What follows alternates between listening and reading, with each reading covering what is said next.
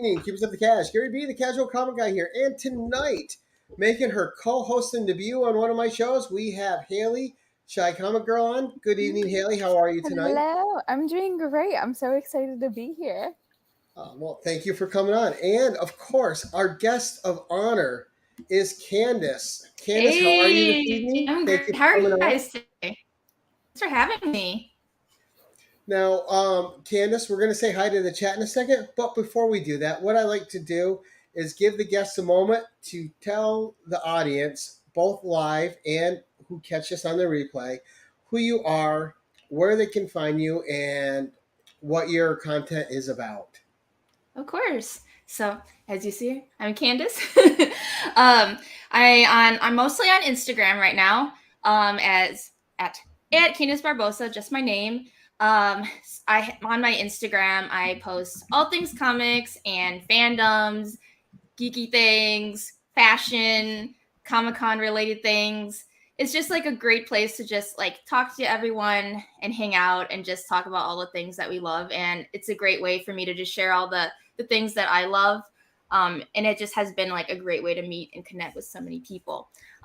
You could also find me with Miss Shy Comic Girl Haley. Yes. We do a lot of shows together on her channel because I currently don't have a channel. I've been kind of just floating around on YouTube, which has been You're a lot basically of fun. on my channel. Like, it's like Yes. if it's not a video of you and me, like, am I even doing YouTube?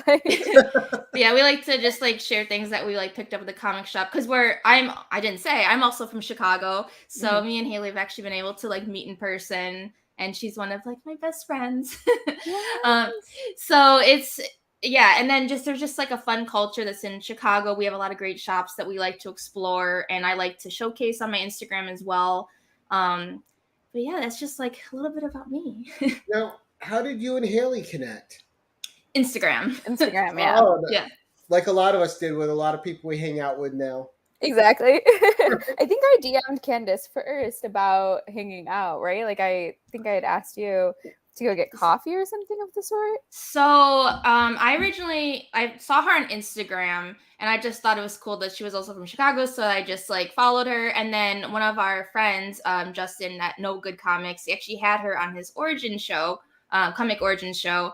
And so then I watched it and I was like, oh, this girl is so cool. I feel like we had hit it off. Like, she's local. So I reached out to her and I just was like, oh, hey, like we should totally like, you know, if you'd ever want to just talk comics, like, I'm here, I'm from Chicago, you know. And then she's like, you want to go out for coffee? I'm like, yeah, yeah, let's do it. So It was just like the start of a beautiful friendship. Exactly. A nice, easy friendship, a lot in common. Very nice. Yeah. So we're going to say a quick hi to the chat, and then we'll get started with your first book. Sound good? Yeah. All right. So tonight, thank you, G. Malo, for joining us. Thank you, One Shot, Psychedelic, Chop and Drop, Zach's Collections. Nice to see you guys. All right. We have Pat Barbosa. All right. Thank you for first-time viewer. See the connection. So already getting the chat hopping, and we'll have more people dropping in. Diamond Princess, how you doing tonight, Diamond? And thank you all for joining and coming in to support the show and to support the co-host and, of course, our guest tonight, Candis. So, Candis, this show is all about getting to know the creator through what books they love. So we're going to get a peek inside. We're probably going to ask you a few questions, take a little deep dive here and there.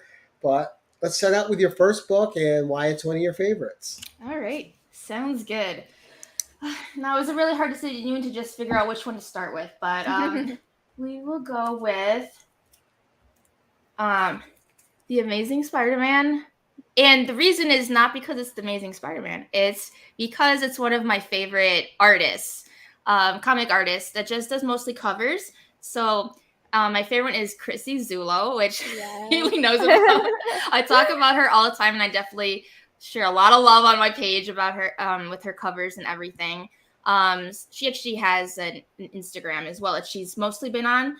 But I just love her style, and a lot of times I will collect just her covers alone, like not even if necessary if I've going to read the book, or eventually will get around to reading it, but it's usually just because of the cover alone, just because I absolutely love her art so much. Just a little bit about me also is that I'm a graphic designer. So I always have a really strong connection, like even just besides loving comics, but with illustration and art of all sorts. So her art just like really, I love it so much, probably because she does a lot of like very strong women in pop culture, like Mary Jane right here.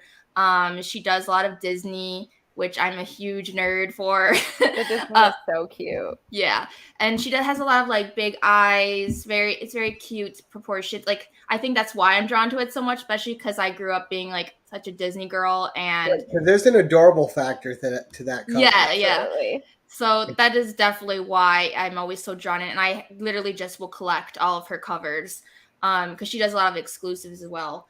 And then even I've been able to meet her a couple times at conventions, which has been really fun. I've met her at C2E2 last year and this year, the convention in Chicago. Which it was really fun to just talk to her. She's like the sweetest person ever.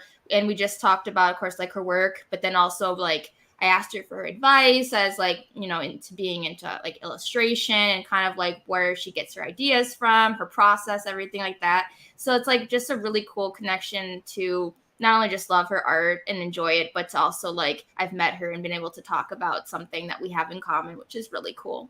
So it's my first one. Nice. Now I need to see her next time at C2E2 Yes. with you. Yes, you do. Now, when it comes to Peter Parker, he's had a lot of love interests. Now, one of my favorite characters of all time is Felicia Hardy, the Black Cat, and I do a lot of Felicia Hardy Black Cat collecting. But to me, there's only one person that should ever be with Peter, and that's MJ. Is that also your favorite matchup with Peter? Or are you more of a Gwen Stacy or Felicia Hardy? I would say as of now MJ, but I feel like only because that's what I know. I feel like I haven't seen enough with Gwen yet, and with Black Cat I haven't seen like any of like very little of their interaction. So just based off what I know, but I feel like I really want to kind of explore that in the comics because I've always loved Spider-Man, just as a character in general. So I think like that'll be eventually something that I'll want to like dive further in and kind of figure out for sure. But of course, yeah, MJ's just classic. It's got to be classic. Spider-Man to me is always a better character when MJ's in the mix. Mm-hmm. When I hate every time they break them up because it just feels like Spider-Man's together. Yeah, they're meant to be. Right? There we go. Chop and Chop agrees. MJ for sure. All right, Candis, what book number 2, please? Sure. All right. Okay. So we are gonna go with Buffy the Vampire Slayer. Number 1 or number 2. This one too. I actually don't have, or 2, 3. It's 3. This is 3. I don't have the first origin one, but okay. So I am a big Buffy the Vampire Slayer fan and collector. I chose this one in particular just because Buffy is really important to just like my experience with fandoms and my experience like my early days of comic collecting. I think I didn't watch the show when it first aired because I was a little too young. But I watched it probably when I was in college and they had it all on Netflix and I like binged through it and I loved it. And then I think around the same time I started like getting back into comics. I'll definitely go into more of my origins later in the show because I have one that I really want to talk about. That was kind of the start of it all. But nice. So like when I started like getting back into comic collecting in college, I noticed that there was Buffy comics, and this is, if you guys can see, it's a Dark Horse series. So Buffy has been done a couple times by now. Dark Horse had 2 different types of runs. And then right now there's another run by Boom Studios. So once I found out there was a comic, I thought that was so cool. Because, of course, like when you're going back into comic collecting, a lot of times you're just been hearing about the superhero side of things. Mm-hmm. And I was really starting to learn more about indies because that has always been, even though I love DC and Marvel, like indies is always where my heart is. And I think that's because a lot of times there's literally like almost like a comic, version of everything that I've been able to find so far. And when I found this one, and not this one in particular, but I started off reading like the paperback omnibuses of the original Dark Horse series. So I know that this one was in one of them, and I loved how they like showed the characters. The original series was like supposed to be like during the show, the timeline of the show, which was fun.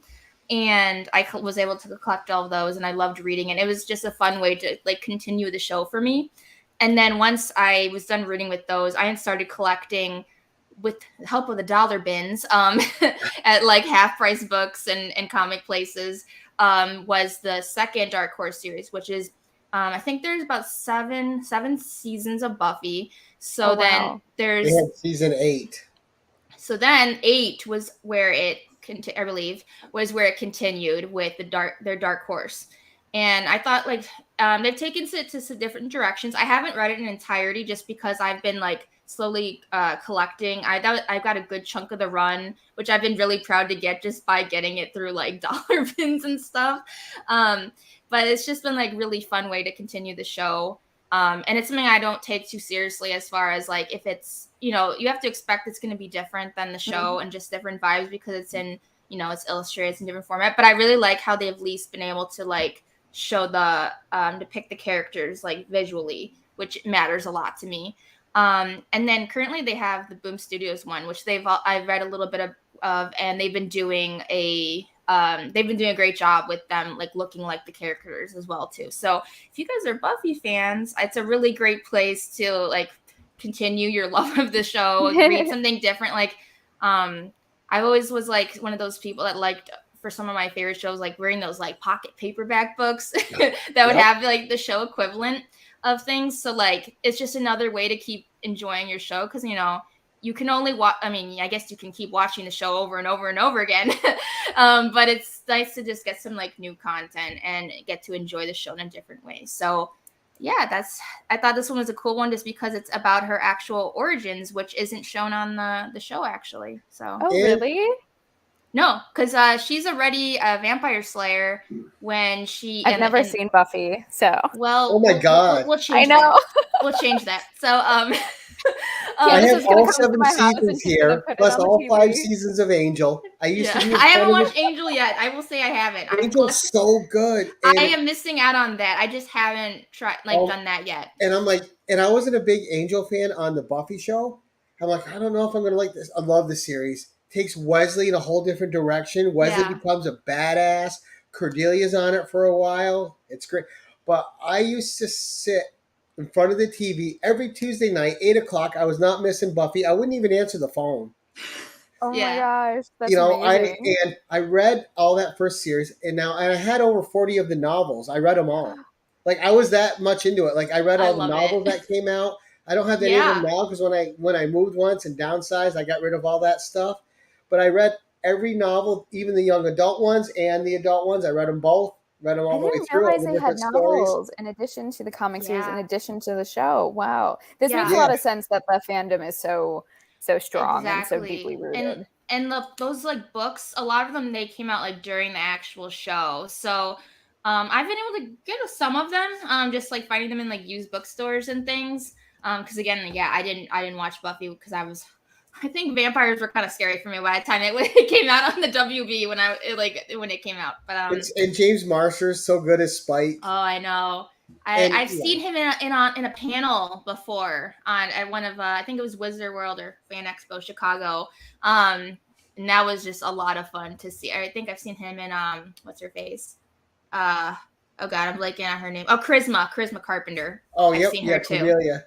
So and I also love Kendra. I thought she was too short-lived. Kendra, the vampire. She was great.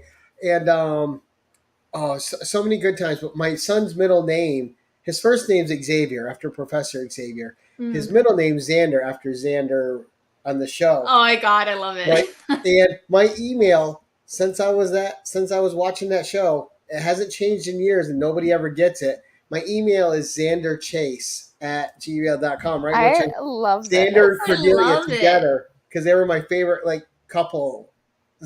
Except until he got with Anyanka, and then I was like, "Oh my gosh, Anyanka's so great." You're like, I need a new email. I know. Well, I know another person I could go to Buffy for. As I'm continuing Before we move my on, journey. how great is the musical episode? Oh Like my I still god. listen to the soundtrack to this day and sing along to it like a nerd. I love when shows have musical episodes. Like I know they're so like cheesy, but I love them. They're just so fun to have. It So was a I great thought that movie. was just like a fun one. And then what's her face? The actress that plays Anya, I'm like blanking on her name. Emma Caulfield. Yes, Emma Not Caulfield. that I'm a nerd about it or anything. But that helps because I was blank on her name. But I was able to also meet her at a convention, and I've collected some of the action figures that they came out with, like the boarded ones, not the what are those called? The the small ones that I don't know what they're called now, the reflection ones or whatever that's like the actual, like I think these big action figures. But they had one where it was Anya in her bunny suit. Oh, was it a NECA figure? It might be. It's like from a while back, but I was able to actually get that one like signed from her, and it was just like a fun thing to have.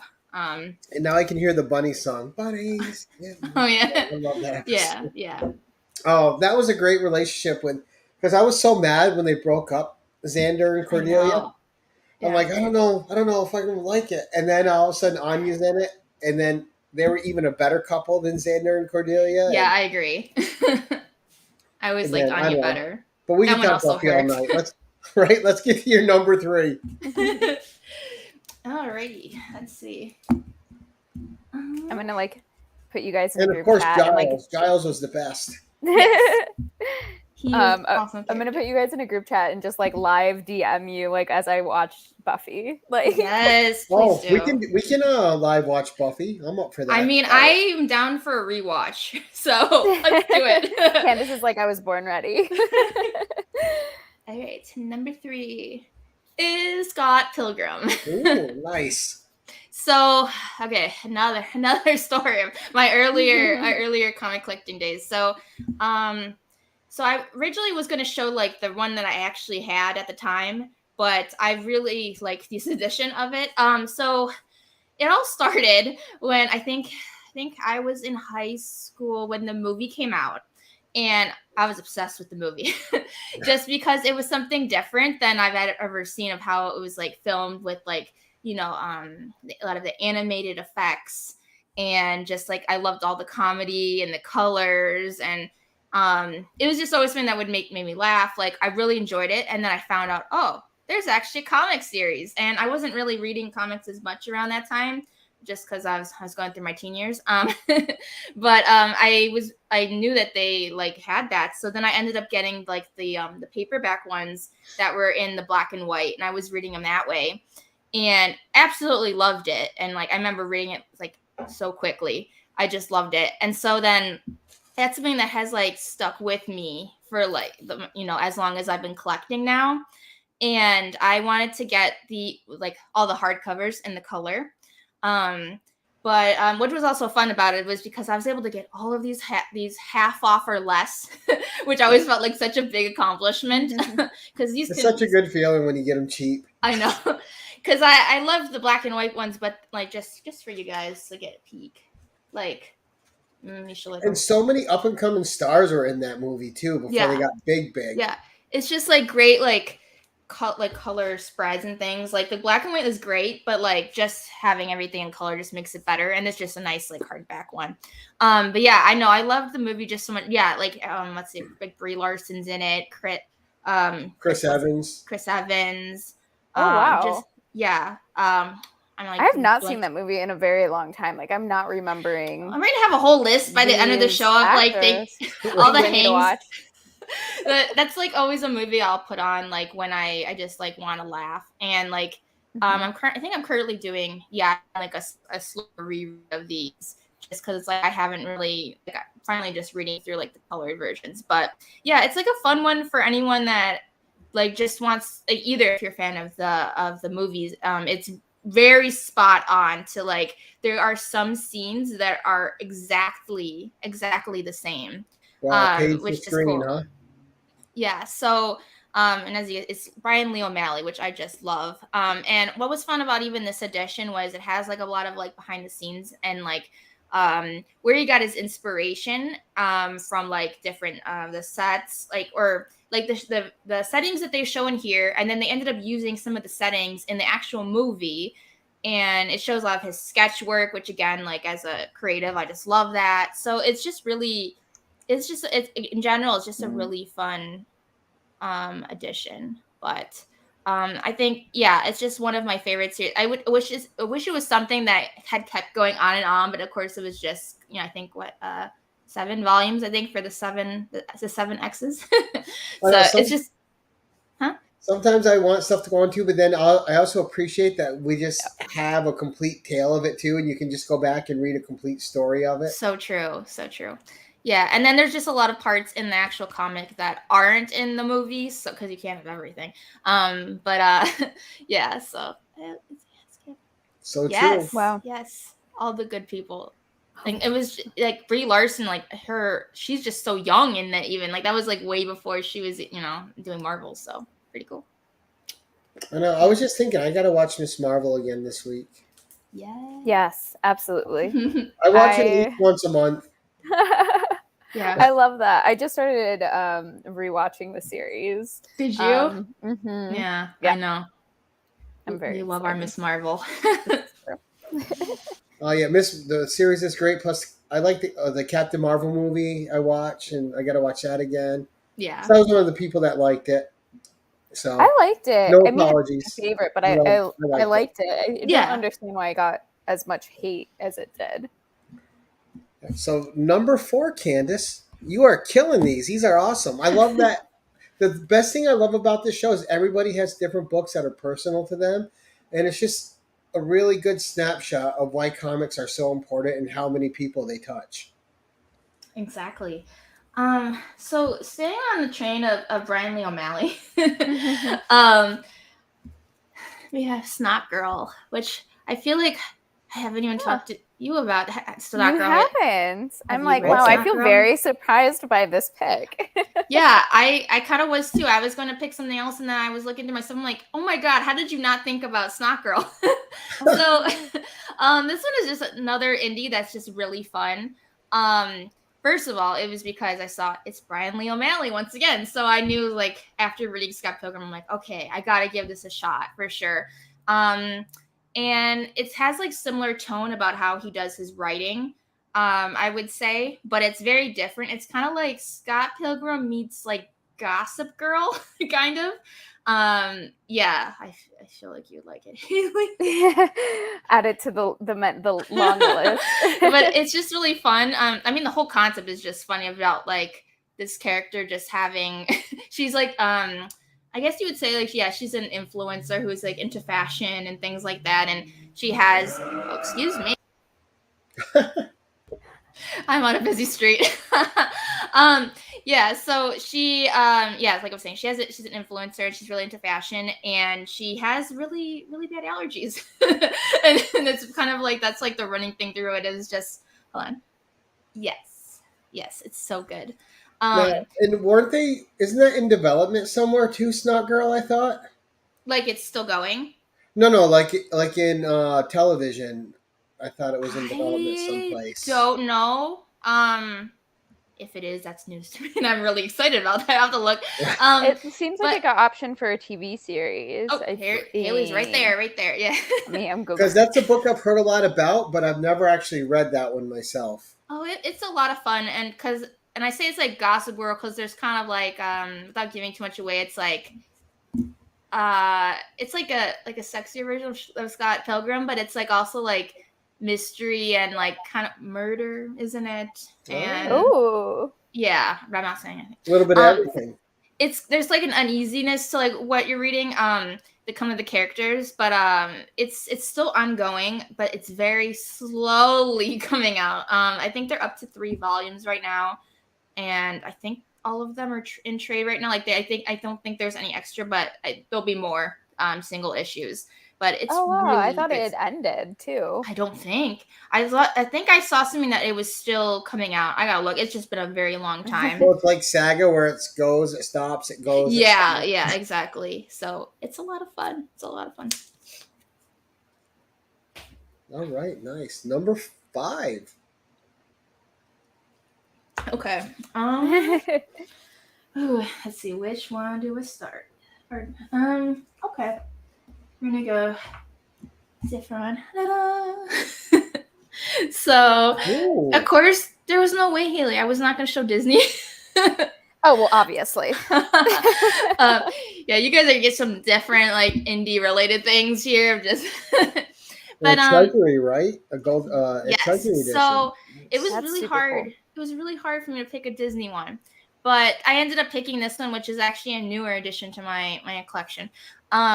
So as I mentioned like earlier, huge Disney fan since I've been little, and I think it's been like why like I've always like been into art and just into like I think that was why comics was just an easy like jump for me also, was just enjoying animation and illustration. So yeah, so like I don't think I really had a lot of Disney comics growing up. But then once I like started actually collecting, I started like looking for them places. Like a lot of times they're in the kids bin. So if you want any Disney one, that's where you look. And some of them you can find like fairly cheap. This one I think, well, this one my mom was at a toy show I wasn't able to go to, and she picked it up for me. So thank you, Mom. And what's fun about this one, I'll kind of just show you a little bit, is I've read the comic in like a different edition that's like a hardback. Because this edition is from 87, but I think the comic is earlier. I think usually the treasuries were reprints. Yeah. Oh wow. So this one, of course, it's an actual like fall of 87. Golden Anniversary by Gladstone. Gladstone does a lot of the older Disney comics. Now I think it's like either Marvel or IDW. So this is kind of just what it looks like. It's beautiful, like in color. Oh wow. That's gorgeous. So I even like this edition better than another one that's like, I have a hardcover that's like red and it has like a bunch of other Disney ones that were reprints. But this one is it's so nice. And what's kind of fun is it also has like, I mean, these are not coming out, but the Panini cards, which I remember like, I think I collected the Panini cards, not for maybe Snow White. I don't remember which ones, but that was like the thing in the 90s for sure, was like, having like your little sticker book and like having your movies and then putting the stickers in the book. And I would never even open that pack. It would stay sealed forever. Oh, I mean, this is never coming out. And then that is so funny. I'm the exact opposite. I'm like, I would have been like, oh, this is so fun. Let me open this. I can't. See all the cards laid out around Haley. I mean, absolutely. I'm surprised that all of this was intact because it comes with like 2 different ones, and then that's so cool. And then it also comes with a poster insert. And I tried to figure out which the poster was, and I'm pretty sure it's the cover. But nice. What's also fun is, I mean, not just because it's like a magazine size that's fun, but like it also has like let's see, I'm trying to find it. Like behind the scenes things, which I've always loved. Wow. I always love watching like behind the scenes of how they've done Disney films, and especially like the original ones, because they don't do it like that anymore. Scott's got the info for you to reprint the newspaper strips, because Scott from Horse High is a huge Disney collector. Really? Ooh, that's so we need to cool. connect. I am now going to start hunting for these Disney treasuries. What? Yeah, I just want I want the sticker. I want the little cards. She just wants the sticker. Right.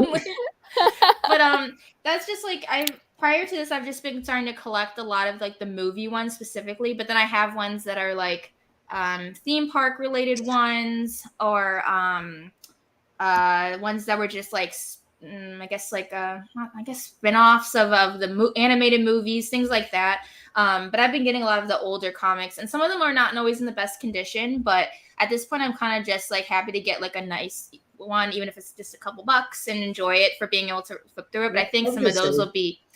It doesn't matter as long as you can read it and enjoy it. Exactly. That's always the goal. So, I mean, this one was just a bonus that actually was in really great condition. But yeah, that's just like something I'm like constantly on the lookout for.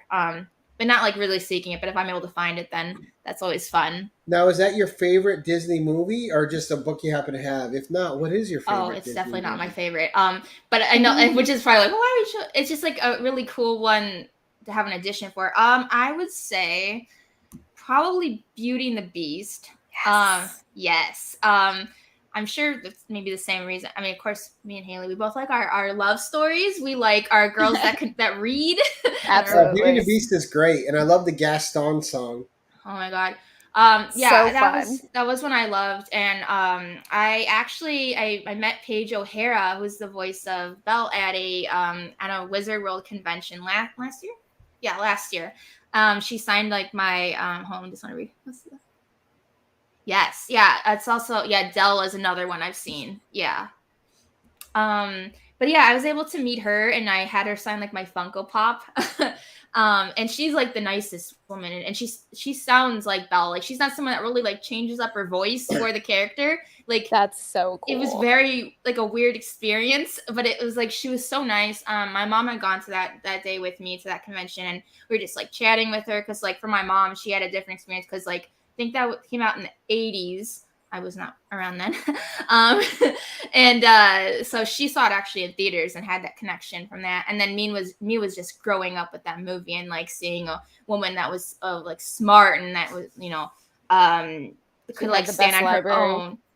Yes, library goals. And yeah, so that was really cool. And I remember like we were just like sharing our memories with her, and she got actually like a little teary-eyed, and that she like was like like it just meant so much to her. And she's like, I never get tired of hearing those things, and like that just means so much. And like it was just a really special moment, and we actually had like time to talk with her because her line wasn't very long, and that just made the whole like.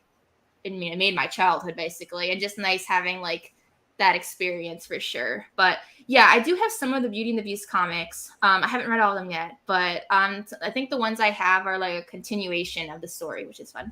And the live action I thought was really good too.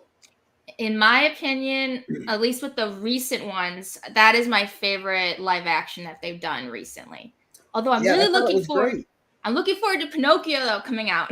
I am. Well, I'm so excited for that because Tom Hanks, and I love Tom Hanks. So I know.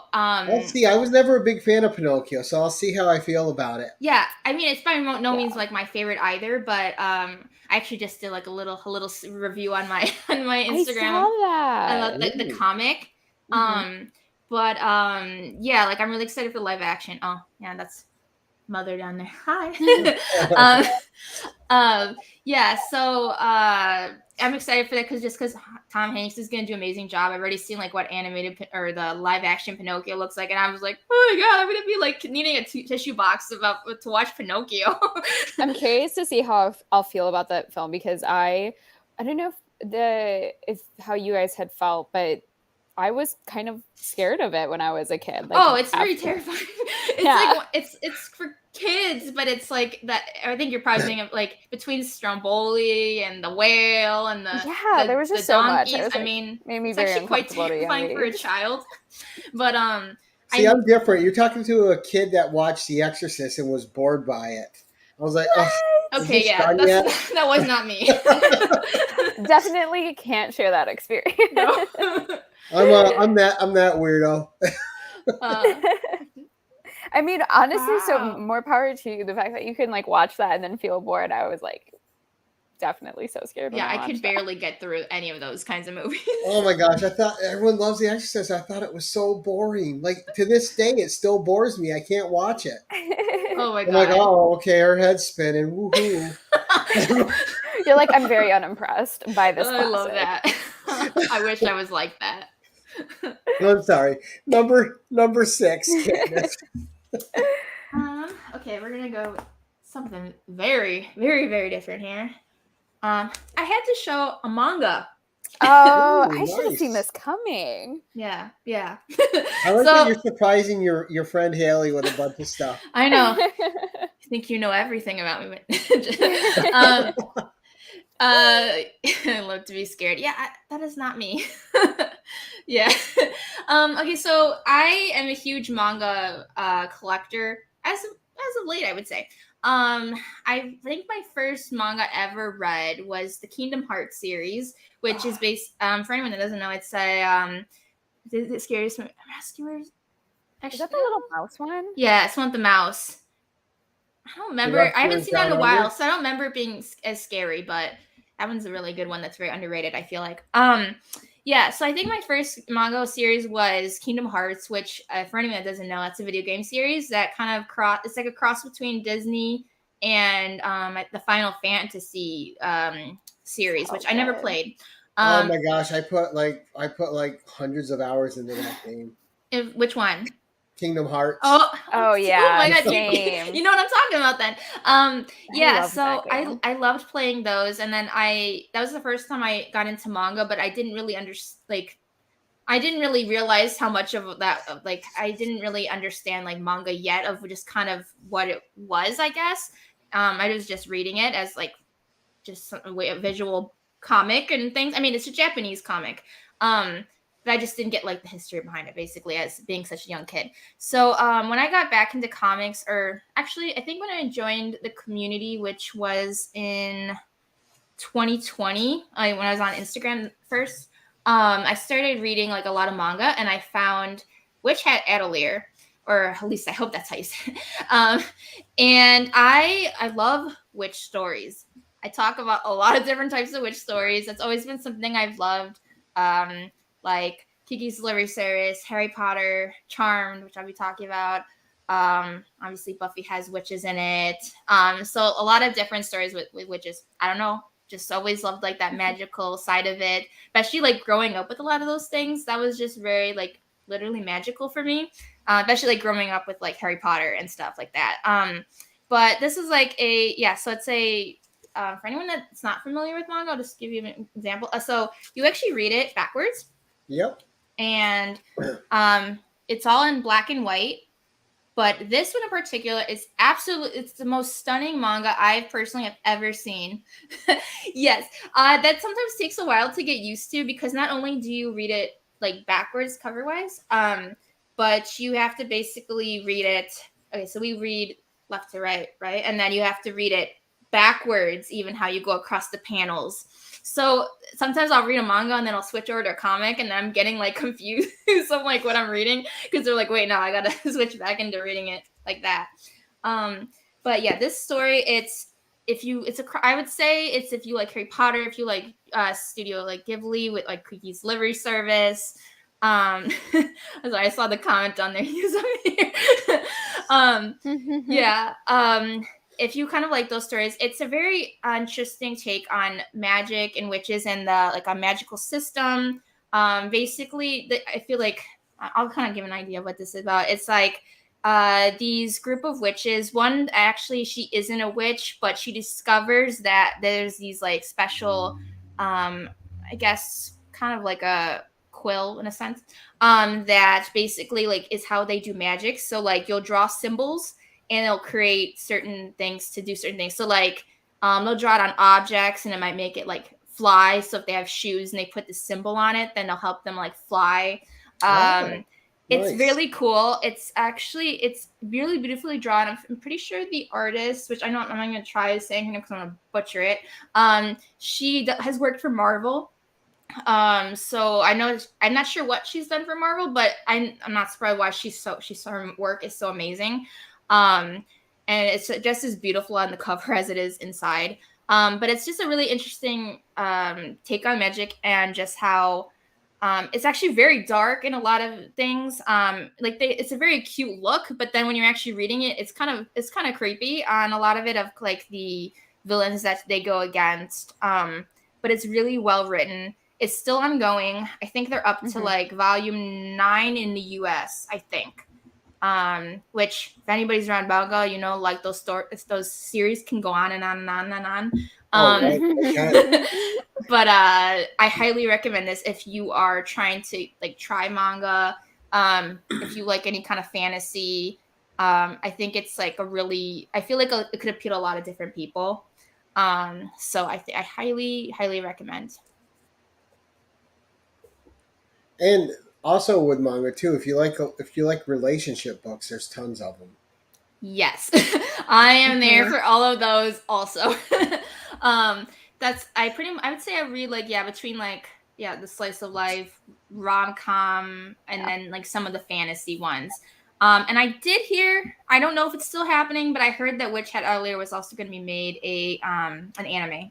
So that would be so animated fun. version of these, which a lot of times if you they will have some series do have corresponding anime series. Some of them come first, some of them come second, depending on the series. But a lot of times you can find those on like Hulu, Netflix. What is that called? What's that one? I'm having a blank. It's like an orange Crunchyroll. Crunchyroll. Okay. Oh. Yeah. So there's just a lot of different places that you can watch anime, which is like a fun way to also like experience the comic. So See, my favorite anime manga show was Bubblegum Crisis, the original series. It's so good. I know. I don't know if they ever did a book of it, but basically you have these four girls and they have their own mech suits and they're taking on these monsters created by this evil corporation, and they're also a rock band.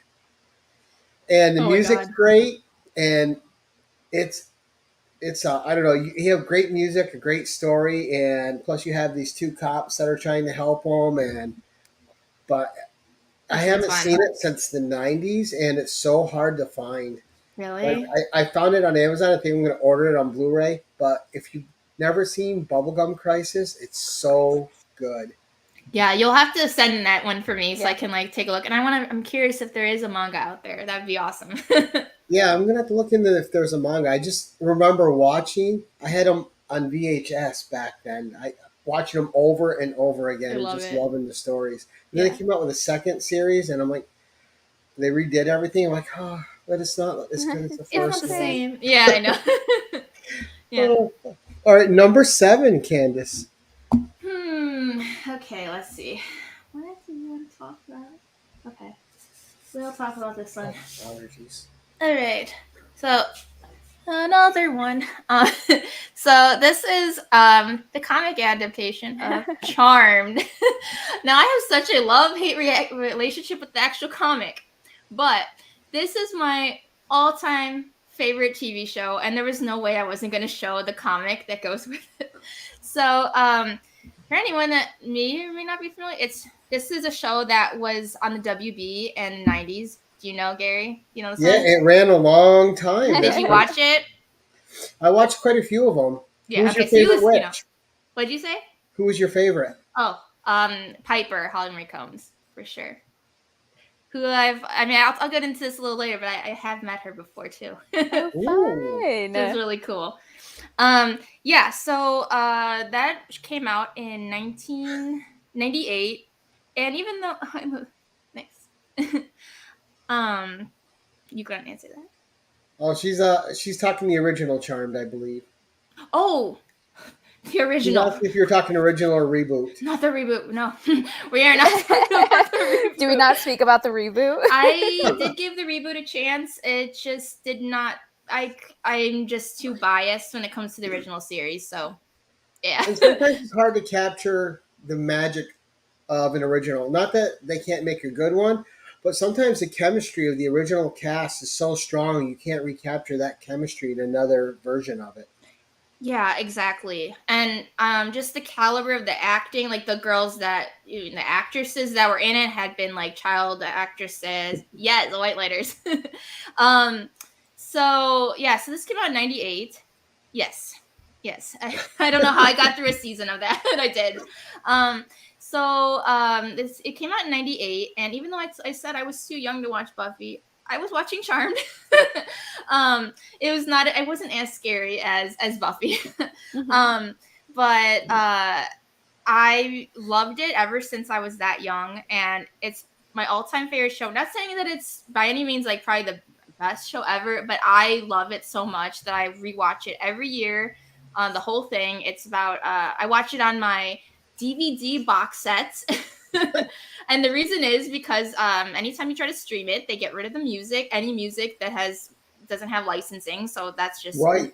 The show had such a good theme song and such a good soundtrack of the people that they had. One of the sisters owns a club and they have different guests, musical guests and things like that. So like you kind of have to have, that's like makes the whole experience. So yeah, so it like stuck with me like through my whole life. And I found out they had a comic like I was saying about Buffy. It's kind of the same thing of kind of like, oh, there's a comic for that kind of thing. And the covers of all the issues are just gorgeous because they actually look like the actresses and everything. I've been able to collect a good chunk of the second season. Because Charmed had 8 seasons. Oh, wow. It was pretty long running. Yeah. That's a beautiful cover. Yeah. And in this case, it wasn't like Buffy or it didn't have anything like while the show was going on. This was like after the fact. So this is like a continuation. Yeah. This song is so good. I love just listening to the theme song. Excuse me. So what was I literally lost my train of thought.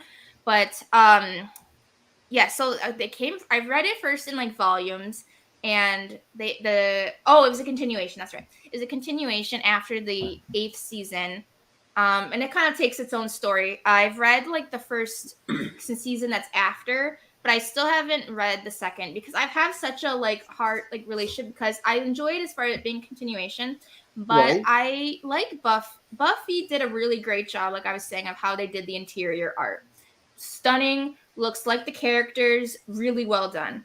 Inside, I don't feel that way about the Charmed one, unfortunately. But I enjoy it for the story and kind of being able to like read it that way.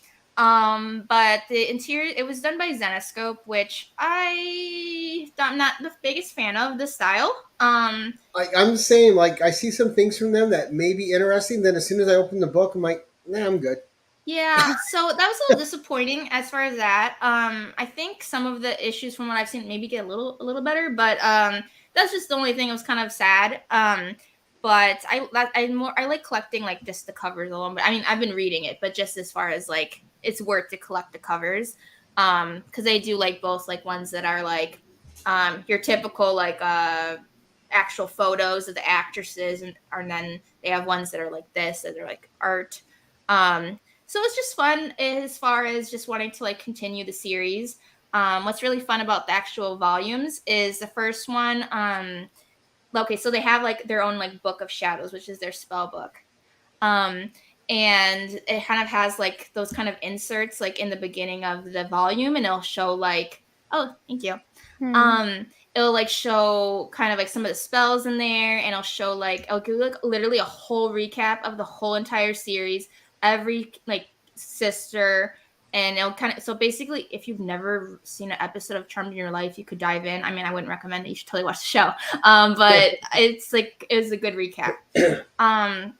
But yeah, so that's just like, it's just fun. It's something that I eventually will read the whole thing. I just like I've had such a time where I'll read it and then I kind of forgot what happened because I was kind of like, oh, I don't know if I want to like read the rest.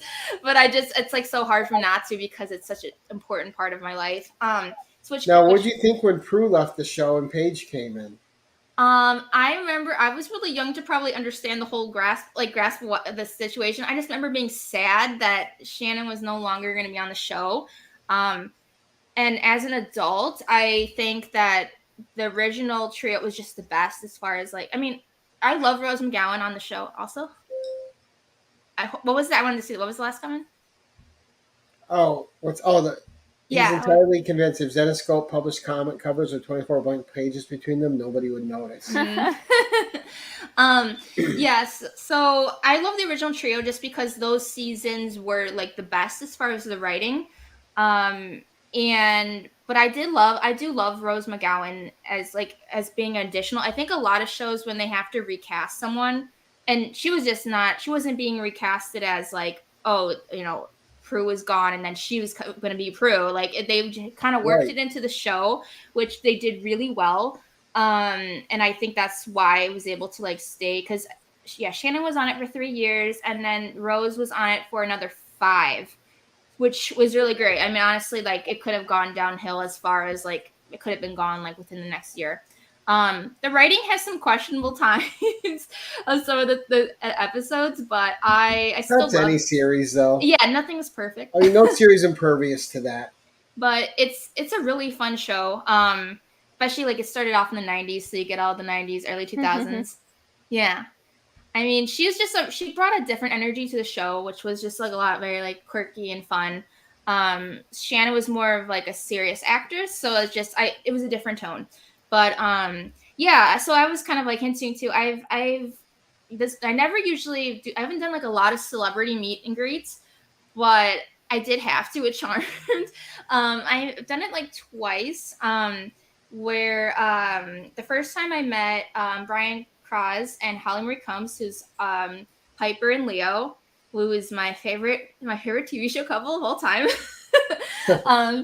And they were just like they're couple goals for me. And then like especially like growing up, and I was able to meet them at Wizard World Chicago, and I did like a photo.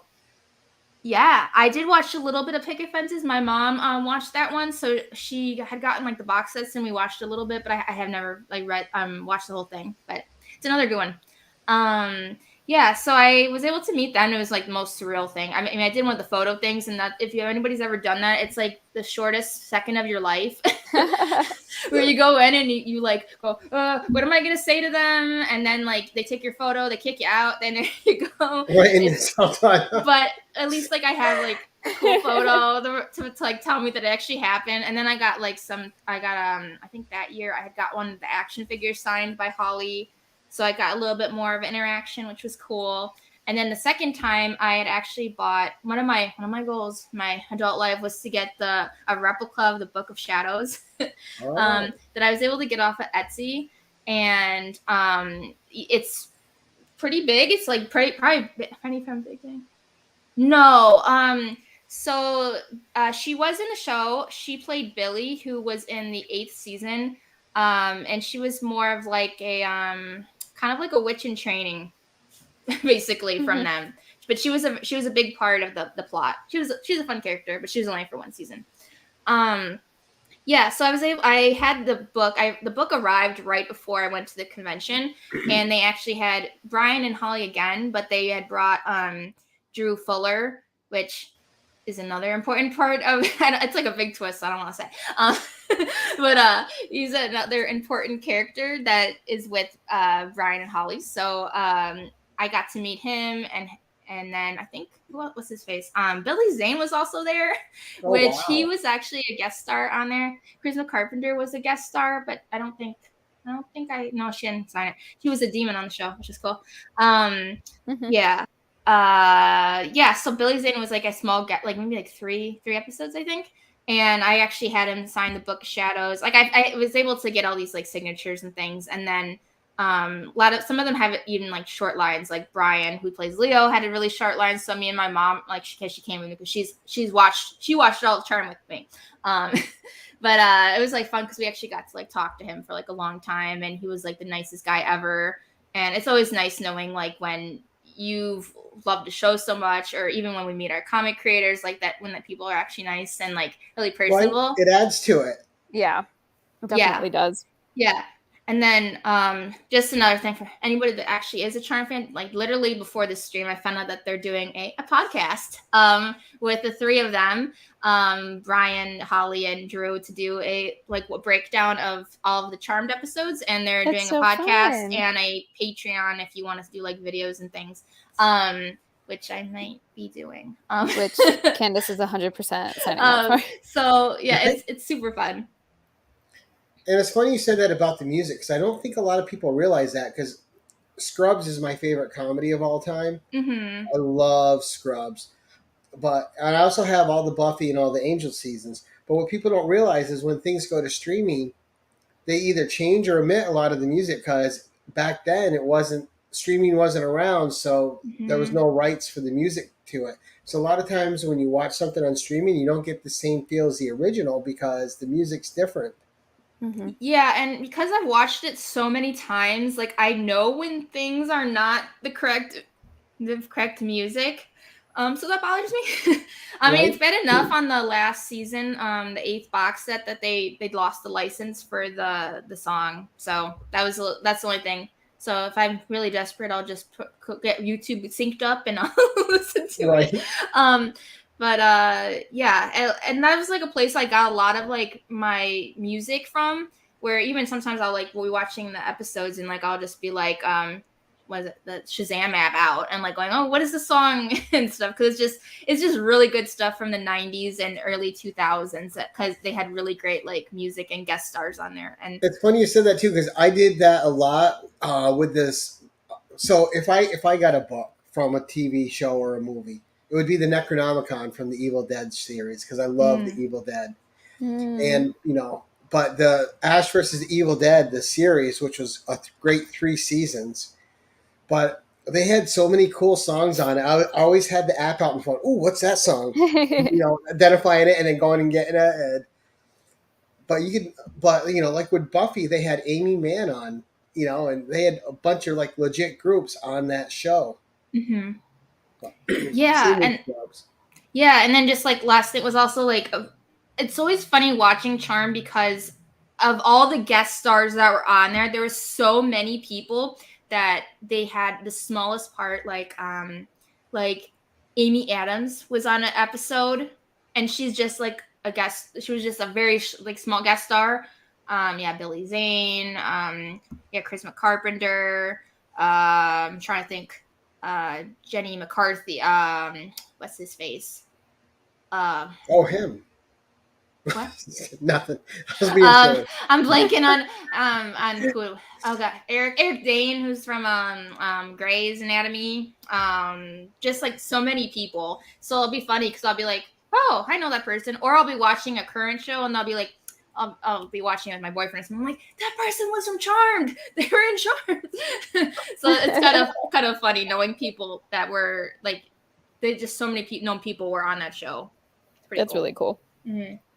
All right, so number 8. Okay. Let's see. We're getting some really good insights here. Thank you. Yeah, I hope you guys are all learning a little something new. Oh no, this is so much fun. Okay, so next one is, of course, Haley. I had to show a Scotty Young. Yes. So, besides Chrissy Zulo, another one I love is Scotty Young. I was really tempted to show his Wizard of Oz series, just because I feel like this is not one that's not talked about a lot, but I just love a lot of his covers that he does for Marvel, especially, which is another one that I will just get his covers just because of the cover alone. Again, if you can kind of see the aesthetic that I like, is this very like cutesy, fun, like whimsical look, big eyes, different proportions. His are just really colorful, a lot of fun. A lot of like pretty comedic too, which I always have a fun time with looking at. Yeah, and so I always just like I just love his covers, and he obviously like has really great writing as well, with like Middle West. And I was gonna say I like his writing better than his art, and I don't hate his art, but I like his writing. Like Strange Academy, his writing is just so good. Yeah, I read some of Strange Academy. Yeah, I love that he's great with both. And then the Wizard of Oz, Spider-Woman cover, the Negative Space Spider-Woman one he did is so good. Oh yeah, I know it's hard for me not to just want all of them. Him and Chrissy Zulo could run my, drain my bank account. But I was also able to meet him for the first time. Haley met him as well when we went to C2E2, which was like a lot of fun. Really nice guy. Got like some prints and got a bunch of things signed. I got like a bunch of Marvel signed and like the Wizard of Oz one, which was I think that was the first thing I ever read from him. I did read some of I Hate Fairyland, which I know a lot of people like. I really want to try it again, because at first I was kind of like about like, because I know it's kind of like gory. It's cute gory, and I was kind of like, I don't know. But that was the first thing I think I read, and then I really liked his Wizard of Oz just because like you gotta love those classic like childhood stories, and I love seeing people do different takes, especially on like the Wizard of Oz. So that one's really fun if you want something different. But yeah, just his covers are just a lot of fun. hopefully I'll get around to actually reading it. But a lot of times I'm just happy to just enjoy the. I haven't heard anyone like that book though. So Oh, don't really? get your hopes up. Don't get your I have hopes no up. clue. I haven't heard it. Like, so. actually, you could pass on that one. Okay. You don't have to read it. Let that one be a cover by. Yeah. Oh, I mean, yeah. He's always a cover by. All right, number 9. Okay. Let's see. Next one is Giant Days. Oh, I never heard of this one. Ooh, okay. Then I'll tell you. So then gotta go to my indies. This is from Boom Studios and Giant Days, and I realized that my single issues are sitting at my parents, but I was able to collect this full run and actually read the whole run, which for me that's quite an accomplishment because I'm such a mood reader and I hop around to so many different things, and being able to actually read something entirety is great. But basically it's these 3 ladies in the UK, and it starts with them being freshmen in college, and it's literally just a silly slice of life story of just these girls going through college and the things that they experience. I am just having wine, my Pinot Grigio. Yeah, and it's a lot of fun. The interior is, yeah, it's like it's pretty cute. I think it's relatable to anyone that has, of course, gone through a college experience, and it's just fun also because some of it's a little different because like it is in the UK. Although I don't think I do accents in my head for them. Like I probably would think too. But it's really fun. I think it's about volume wise, it is, I think, oh, they did a lot. I don't know if it's like 12 or 9 or something like that. It was a pretty long series. And then I had a couple little spin-off ones as well with some of the characters. But it's just really fun. Like there's really not much to say. It's just a fun slice of life if you like those kind of stories, and like kind of just a different like change of pace where it's just like it doesn't always have to be like a crazy story with all these like twists and turns, and it's just enough at that it's fun. It's a continuous story, has some great characters that I really love, and I think you can either relate to a lot of the main 3, or that you might have one of your friends is like one of the main 3, and it's kind of be able to like, it's more relatable. I like a lot of stories that are just very relatable, and being able to like, I think that's why I just loved it so much, along with like the art. Right, just a good drama series. Mm-hmm. Yeah. And then like it's something that totally would make like a good like sitcom kind of thing. But yeah, that's a fun one that I highly recommend, and it's Boom Studios, which Boom just has so many different ones that are so good. And that was where I was saying they also have a Buffy series that's in Boom, but a lot of it is very my aesthetic of just very cute fantasy slice of life. Like it's just me and a brand publisher. Like that would probably be my publisher. Yeah, that's just really fun. So highly recommend. Nice. That was awesome. Number 10. Okay. So I love seeing new books that I've never seen before. That's part of the fun of this too. Okay, and then this one I almost did a single issue because the covers are so great, but I just literally love this whole series. Oh yeah, Haley knows about this one. I do. Oh. So I really wanted to show something that was DC, and I really wanted to show something that had Looney Tunes because again, I love my animated cartoons and things like that. So I don't even know if a lot of people know about this one. But it's I live for crossovers, and this was just such an unexpected but such a good crossover.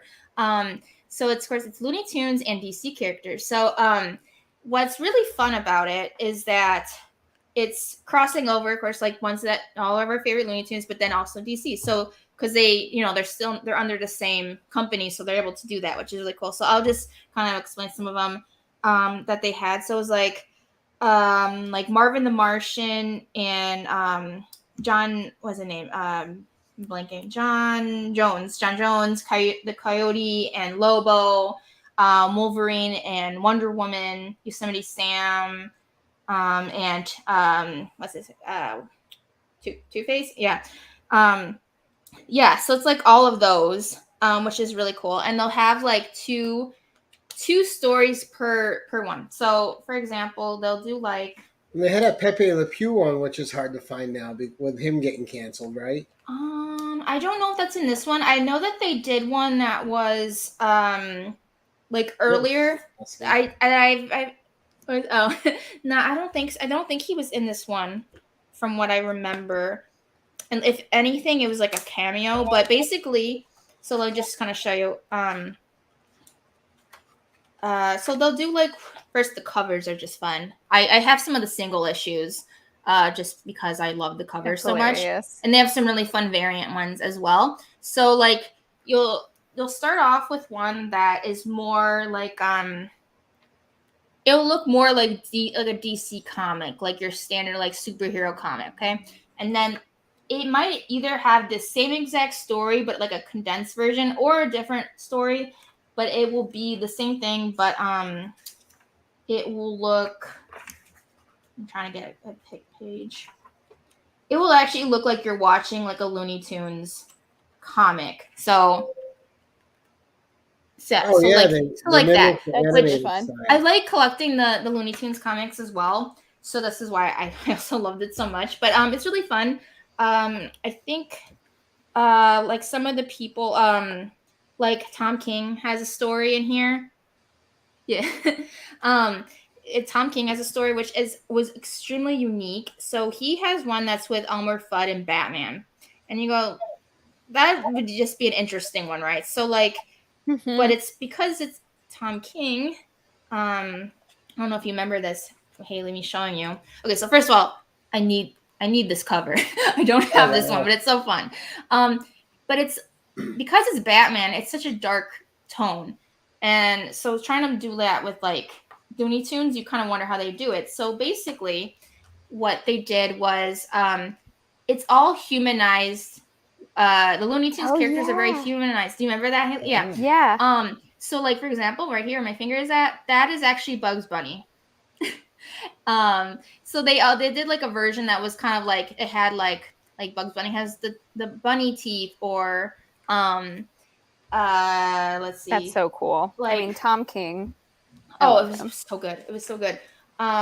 Okay, this one, like there's some cameos. That's Tweety. This little bald man. Yeah. So I think it's just, yeah, they had like all the different characters, just more of like if they were a human character, which was great way to make it different, but still like related. And then there was like there is the Looney Tunes version then that is just regular type of thing. It's so fun. I mean, I didn't thought it was going to be good just because it's kind of like just up my alley, but it's actually written really well, and I feel like it's not even considered like a kid's comic. It's literally like if you are just a fan of either, and it's all with like really good writers and illustrators, then you definitely would like. I highly recommend it. It's really fun and really different. It's really fun, really, because they also did a Hanna-Barbera crossover with DC as well. Yes, like Speed Buggy and the Herculoids and other. I've read some of it. I read some of the one they did with like Scooby Doo. Trying to think what were the other ones. I remember I got my mom the Jetsons ones because she grew up watching the Jetsons. Yeah. Those are fun also. Oh, the Flintstones one was a different one because I love the Flintstones also. Yeah, it's kind of just a fun way to like put like more of a serious, more of an. It's more, I think they made it for like more adult readers. Yeah, that too, which would then be the kind of the audience anyway. I mean, they still make like Looney Tunes comics today that are just like all ages, but I feel like this one and like the ones that they did with I said, and Scooby-Doo is still going too. Yeah, so Scooby-Doo. Yeah, I feel like those are just classic that have never gone out of style, and like especially with like new generations. So I'm glad they're still making the comics for those also. I'm a 52-year-old man who will still watch a new Scooby-Doo cartoon when it comes out. I love my cartoons. I love my Disney, I love my cartoons, Saturday morning cartoons. Yeah. So 11th with a personal story attached. Okay, this is the one that Haley's been waiting for. No, Wanna Okay, know? so there was no way, like anyone that knows me was, where is your Archie comic? Well, I was waiting for a Sabrina the Teenage Witch after you said you like witches. I almost picked the Sabrina one, but no. So this is this one. I couldn't pick a single issue only because this had more of a stronger thing. So I had to show the Archie Digest The digests are great. because it is basically how I got into comics. Like, so this is where we go with a little bit of the origin story here. So when I was about maybe 7, no, maybe like 8 or 9. I've always loved reading as a kid. And I started getting into comics around that time because my mom actually, she, like I've kind of shared, like she's liked a lot of those kinds of cartoons. She read comics growing up. She read the Archie comics growing up. When they were a lot cheaper and everything. And she saw that they had made these in like I think it was like, the early 2000s, which obviously they've made them way longer. But that was when I was growing up around that time. So she brought it home, and it was at like in the Kmart like checkout, and brought it home. And she's like, I think you would like this. She's like, want to read it? And I was like, okay. I don't remember if I had any exposure to Archie prior, like as far as the characters. I can't remember that, but I remember just like she gave them to me, and I thought it was just, I'd read through them, and I was like, oh, this is so fun. This is fun. Because prior to that, my only experience with like comics was like comic strips and like in the newspaper. Yeah, newspapers. So I read a lot of like Peanuts and Baby Blues and stuff like that. But that was like all I had. So pretty much. So then, yeah, she gave me these, and I just instantly loved it. Just because, like, again, it's very cutesy. It was an all age thing. So it was, of course, like at the time, it's very appropriate for me to read. I loved Betty and Veronica as friends. I read both the Archie and Betty and Veronica ones, but I solely just read all of these digests. And what is, for anyone maybe that doesn't know, a digest, which is like it's like this thick, and it's kind of like newsprint paper, and it's kind of like a trade, I would say, or like but it's just smaller, and it has like a lot of stories, so it's like longer than if you got like a single issue, but it has like ads and like anything else and stuff. But yeah, like this one, like it's when I'm flipping through, this one was from I think 2005. I think my earliest one is probably at least 2004, maybe. But like, the back is a thorough, and And those have been around forever because I read some when I was a kid too. Yeah, And those you are can really still buy cool. them in the Walmart checkout. Yeah, I know. It's wild to me that they still have that. I mean, I've bought even the modern ones now, that they have. But Aaron Carter, and I was like flipping through this like earlier, and I was like, oh my god, it's like such a throwback, because I read them every so often, but like rereading. But I just love looking through the ads of things I grew up with. Like there's even like a Toys R Us ad in here that was like for the Barbie dolls and things like that. Yeah. That's so cool. But yeah, because that was pretty much my first thing with comics, and then I watched like they had Archie's Weird Mysteries. I love that. That was such a good show. Now I feel like I gotta talk more about that one on like my page and stuff, because I feel like that's one that a lot of people don't know about. It was like an anime. Okay, for Haley and everyone, it's an animated. Of course, Archie's had animated shows like I don't even know, in the 60s, 70s. I don't know. Yeah, this is actually from the Betty and Veronica brand, and I love it. It's So kind of related with Riverdale, but not. Yeah. So and of course, Team Veronica. So, Team Veronica. Oh, I've always been a Team Betty. Yeah. I literally forgot where I was going with this. What about you, Haley? Where do you fall? Team Veronica. Really? Yeah. Yeah.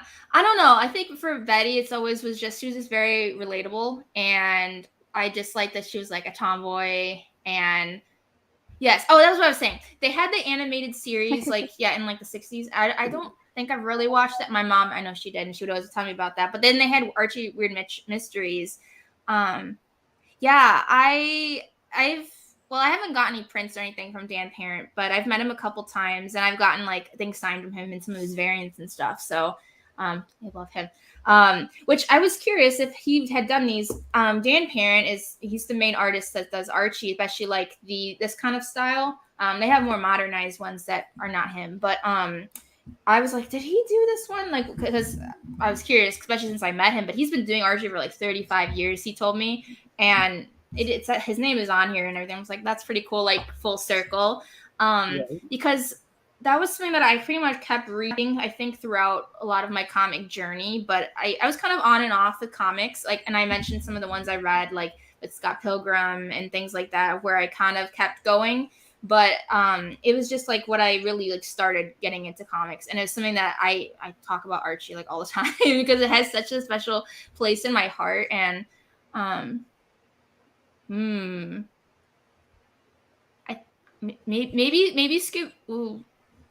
probably I feel like Scooby-Doo. They've dealt with more crazy things, I feel like.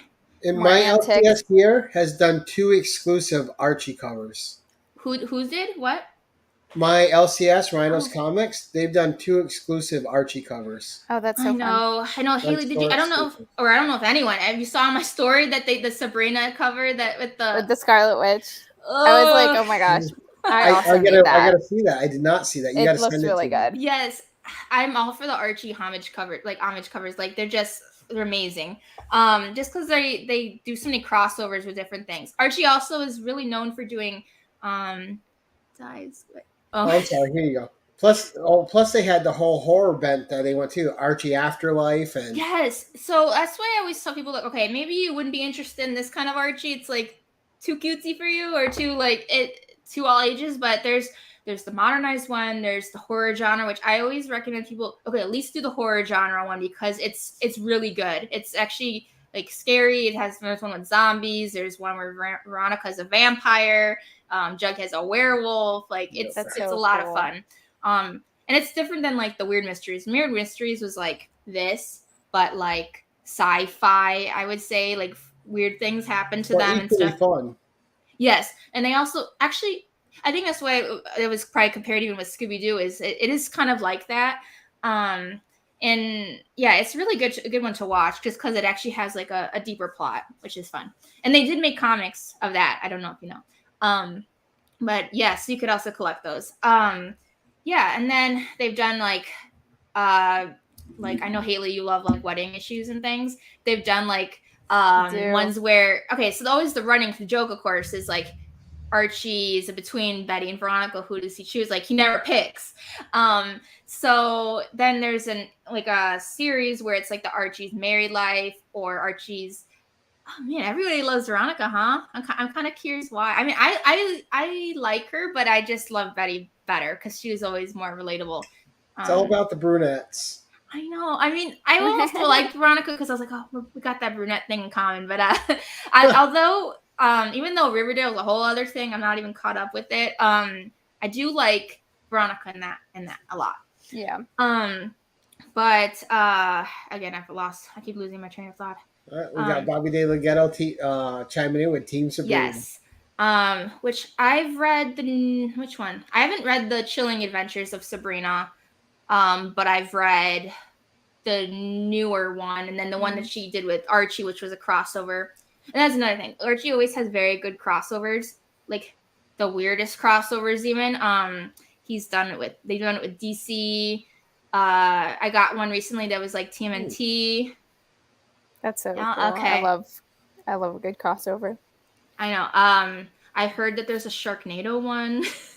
Yes, that was on like the Comic Orries thing that I had done, right? Yes, and Jen. I think actually Mars or Jen, one of them. It was Jen. I remember Jen pulled out. And yeah, but Archie Sharknado.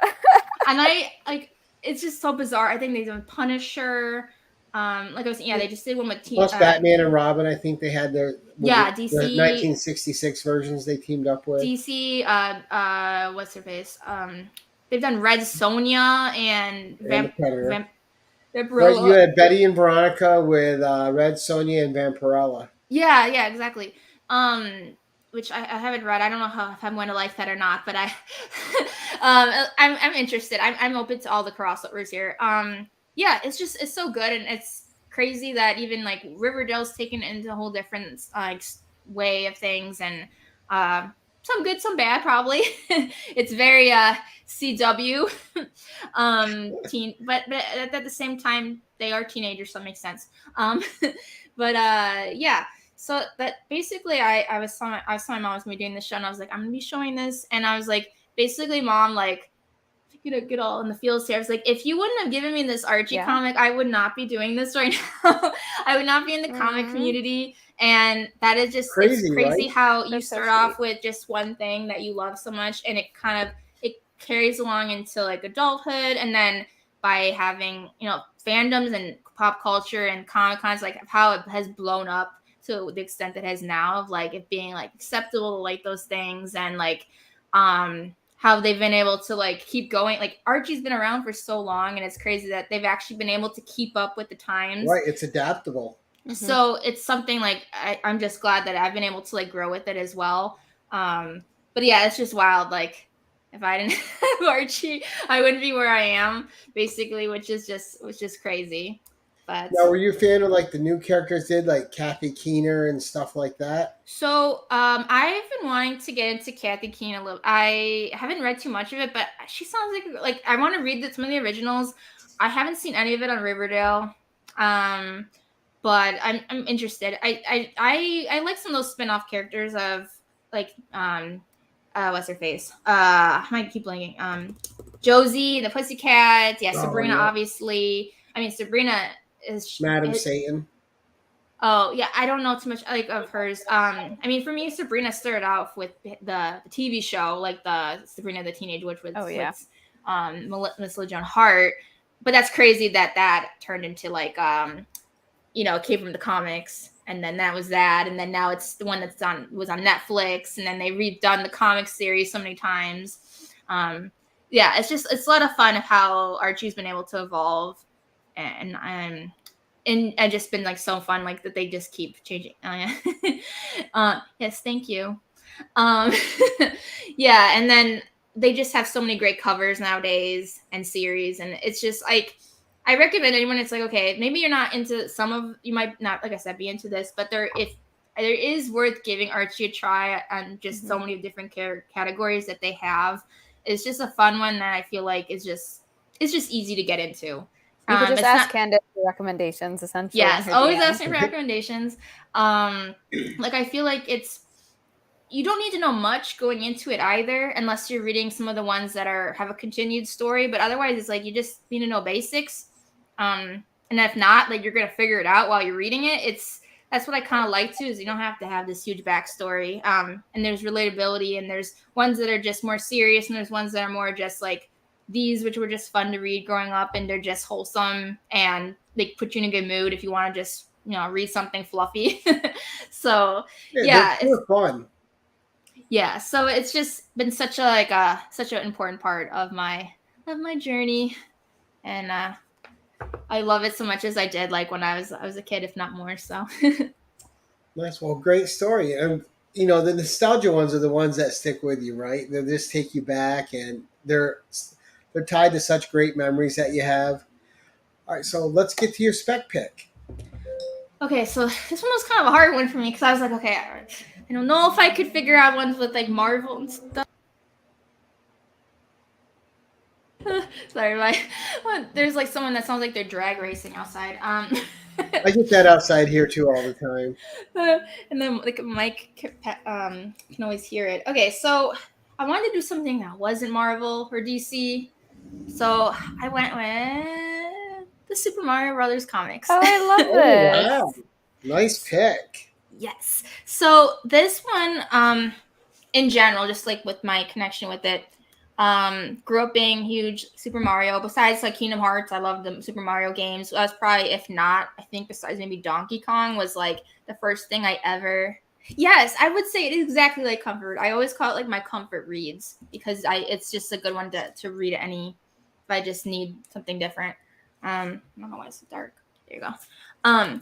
Yeah. So I found out recently that there was even, well, I think I've seen some of the like trays that they've had recently, or they've done like manga recently for Super Mario and stuff like that. But I had recently seen these, and this is the only one I actually have, because some of them can actually be higher in price. Ooh, they're very up there, the old This- Mario ones. This one I got for a decent price, and I was able to talk them down like $10 also.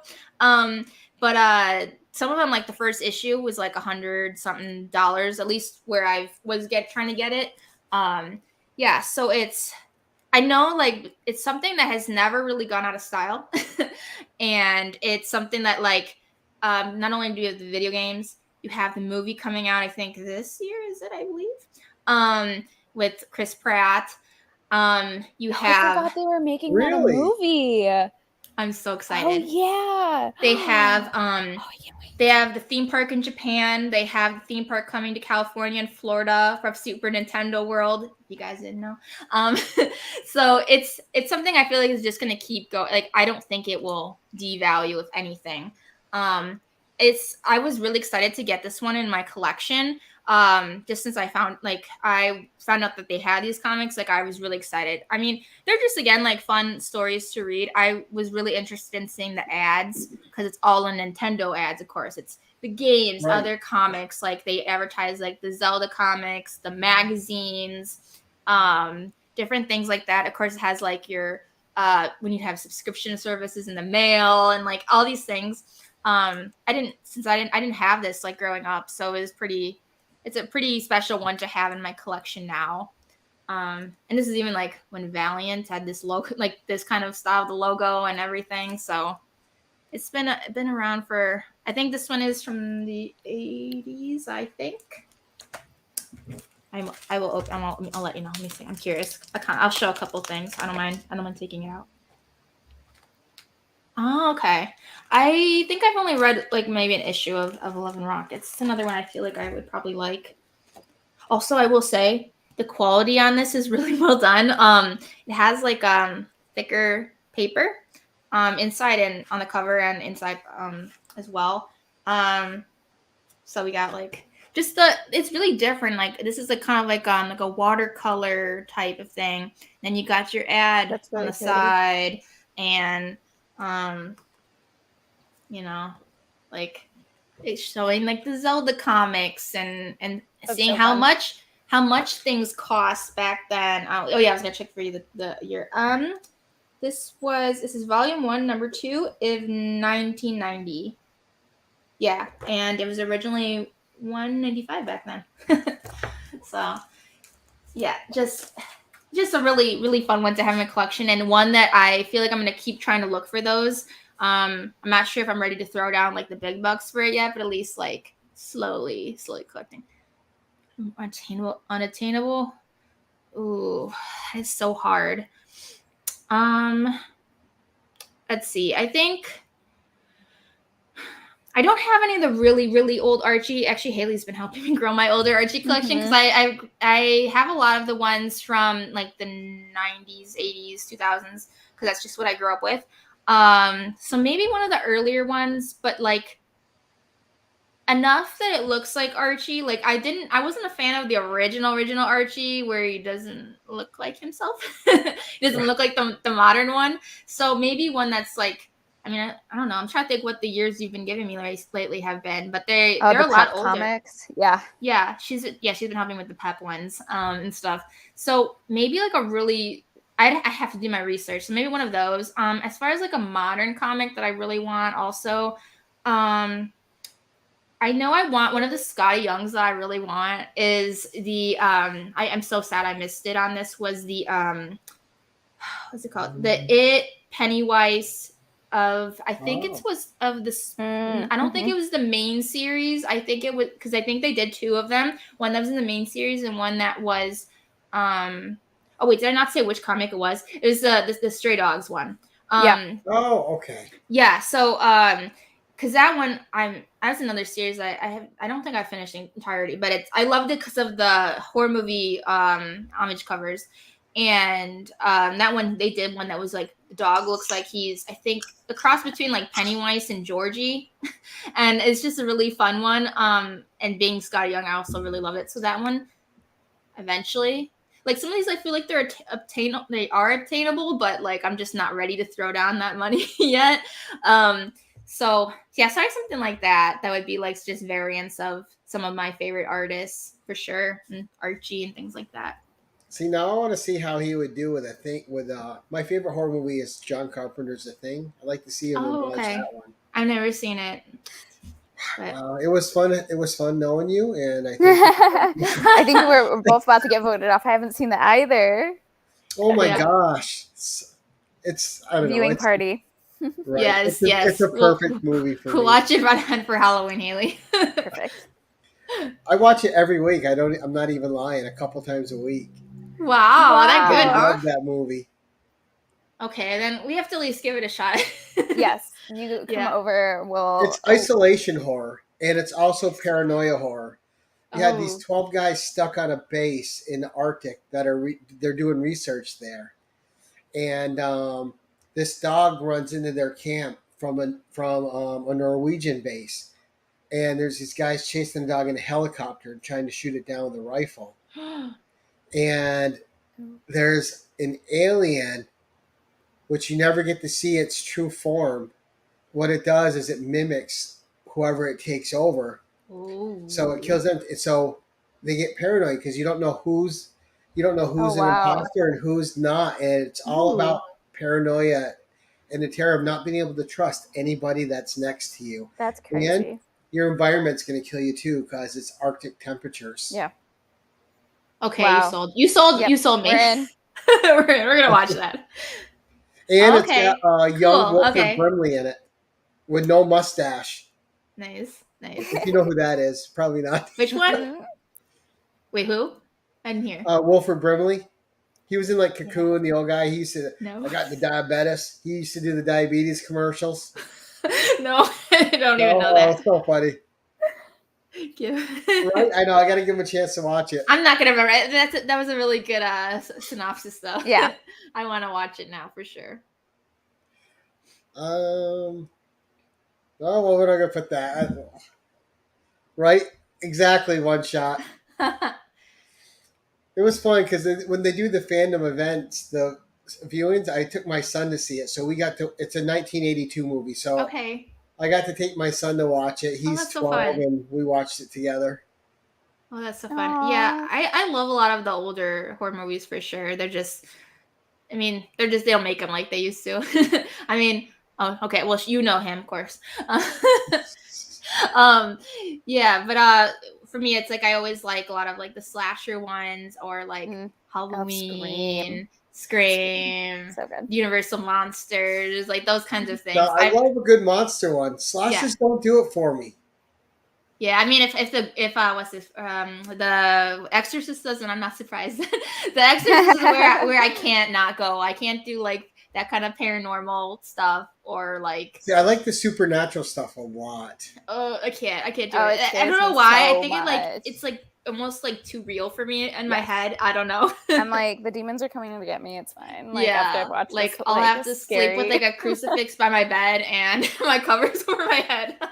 So is it more like, so for both of you ladies, then, like, you guys, are you both the type, if you watch something like Supernatural, you're like hearing noises afterward? Absolutely. Yes. I have like a lamp on if I watch a scary movie. Like, I am sleeping with one light on in some room. I know. We were talking about the other day, like, yeah, the types of horror movies we're like, yeah, we're gonna be watching the same ones together. I'm like, all of a sudden you hear all the creaks in your house that have always existed, but you just imagine never heard them. Us watching a horror movie and then Absolutely we're like, not. did you hear that, Haley's? Did you? At that point, you're just sleeping over, Candis. I'm like, I'm not gonna be alone. Yeah. All right, so what movie freaked each of you out the most that you watched that you couldn't go to sleep after? You were just like super paranoid. For me it was because I haven't seen The Exorcist, but I saw The Exorcist of Emily Rose when I was like in 4th grade, and that was like the same thing. And for some reason, like I had friends that made me watch it, and I was so scared of it. And I remember just like I couldn't sleep like for like a week. It's Wow. Yeah, I'm I always just surprised someone's scared of that movie. I'm always surprised. it's okay. Well, it's like anything. Gary's like weak. Yeah, I know I'm so weak. But yeah, or like yeah, anything, even like I was good with most of those like paranormal activity movies, but then like once you get going towards like the end of those movies where it's like demonic no, in the I was camera, I'm always like, so no, I scared. can't do it. I can't do it. I feel like they still kind of freak me out when I watch I them. can't. I just it's too real for me. Like I'll give me the slasher ones, even though that can be still freaky, but I don't mind it as much. But yeah, I feel like paranormal. the devil inside. Yeah, my mom has a thing about the Night of the Living Dead. She said she couldn't sleep from that movie. the What's the zombie. devil inside? I never heard of that one. Which It one? is. So let me just make sure it's the right. Yeah. Oh God, I just like looked it up. You're like, I don't even want to look at the pictures. No, so it's about this like it's in like an exorcism kind of like demonic, but this woman is in possession and then they have to take her to like the Vatican and then she's in like this like mental institution and just like absolutely not. I just was super freaked out. And she has like the actress who plays the mom who's like possessed, like is really good, at least in my opinion. And there's like scenes from like video footage of like her and like the like just like killing people and like saying creepy stuff. And I was just like, I can't do it. I can't. I was so terrified. Just like the visuals of it. Yeah, yeah. I think if I had to say any movie ever disturbed me a little bit, it was and I'm a huge horror fan. Like I started like Clive Barker is my favorite author with Robert E. Howard, but I was reading Clive Barker at 12 years old. I love this stuff.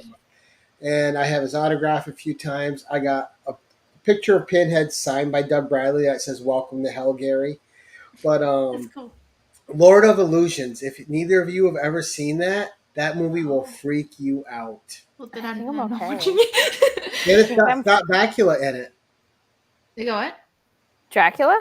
No, Scott Bakula. I was like, wait. Oh, I don't know if you know who he is, but he was pretty famous about 20 years ago. I don't think so. No. He was in Quantum Leap.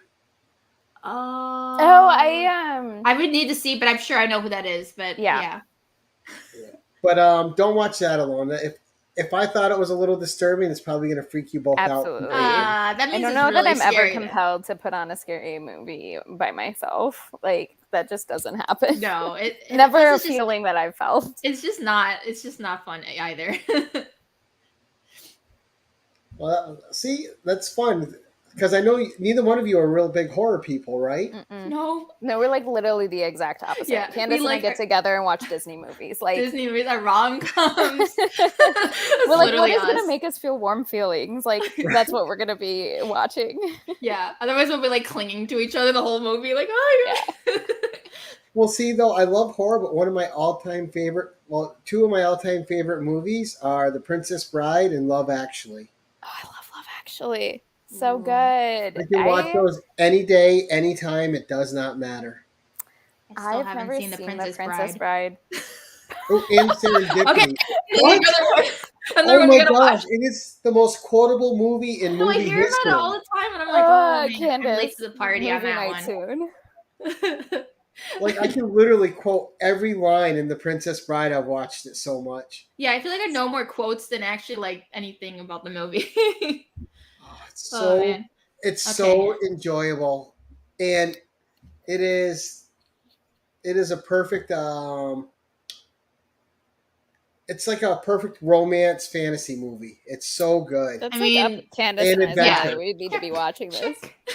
Yeah, well, I mean, after this show, we're gonna have like a whole list of things from me and Haley. I'm sure she had enough just from her show alone, but now, yeah. Right, and you guys are missing out. Check out the Princess Bride before you check out the thing. Oh, The Princess Bride! It's so charming on every level. Yeah, we'll save the thing for Halloween season. Yeah, we'll save it. If you guys are gonna watch the thing, I better be invited to that watch party. Absolutely. We need to know all the things we wouldn't know about it. Interesting trivia. Tragedy. Oh, the band. Oh. Mm-hmm. See, Gore's hitting all the old. He's like, Disney, you went for all of the warm feelings. False. No, yeah, I mean, actually, one of the darkest, most underrated Disney movies, in my opinion, is The Black Cauldron. I love the Black Oh, Cauldron. It's yeah. so good. I think that one So, it's so good. it's based off of a book series. I don't remember what the book series is called. Maybe one of you guys know, but it's so underrated. No one ever talks about it. It's from the 80s. It's very scary. I don't know how I watched it as a kid, but I did. It's just I haven't it's seen it since the 80s. I'm gonna have to rewatch it. so good. Yeah, if you have Disney Plus, it's on there. Yeah, that one's so good. I like to watch it every so often, but it's definitely not your cutesy fluffy Disney. The Black Cauldron was inspired by, I'm like, what? The Chronicles of Pyrdane by Lord Alexander, a series of 5 novels that were based on Welsh mythology. Yeah, So I there mean, you I go. don't know how similar it was because I never read them, but yeah, that's just really different. I never hear people talk about it ever. Like, it's like It's one of really those good. like cult classic ones or Disney. All right, so ladies, we are approaching the hour and 45-minute mark. So we'll wrap it up here just to make it rewatchable. I could talk movies and comics with you both all night. This is so much Yes. fun for me. So hopefully we'll get to do it again at some point. Absolutely. But I want to thank the audience for coming out. We had great support tonight. Thanks for supporting the channel. Thanks for supporting the co-host and my guest. And Haley, what's coming up for you? Honestly, I actually no, I do have something. I was like, I don't have anything. You can catch me on Tuesday nights on Nearing Nirvana for Comic There Book you go. Women.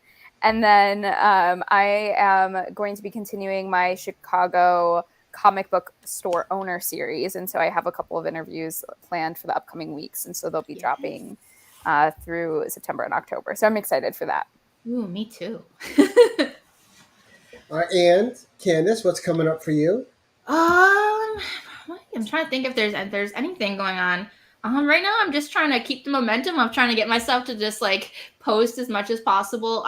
Since spooky season is coming up, I'm going to be showing a lot of like Halloween comics, variants, things like that.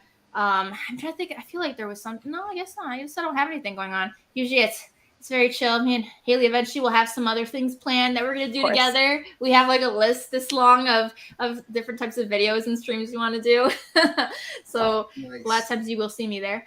But yeah, nothing crazy right now. And when are you starting your own YouTube channel? I know. No. I know. Eventually. I'm trying to work on like a rebrand of myself, so that I've been dragging on. Where I'm like, since I'm a designer, I'm trying to do a logo. Oh, thank you so much. Thanks for watching. But I'm trying to rebrand myself, and then once I release that, then maybe we'll think about it. Yeah. One step at a time. Well, audience, thank you. And Candice and Haley, thank you both for coming on tonight. I had the absolute best time. It was great hearing the stories. Loved all your book selections. Just great. I don't care what books they are, as long as they're personal to you. It's good to hear how people are connected to their stories. I appreciate you both a lot. And as I like to say, guys, keep it casual. Attention all, use channel sponsor Rogue Trader at theroguetraderutah.com and my code Keep It Casual for 10% off your comic cleaning and pressing needs. Remember, when submitting your books to be graded, use a trusted professional.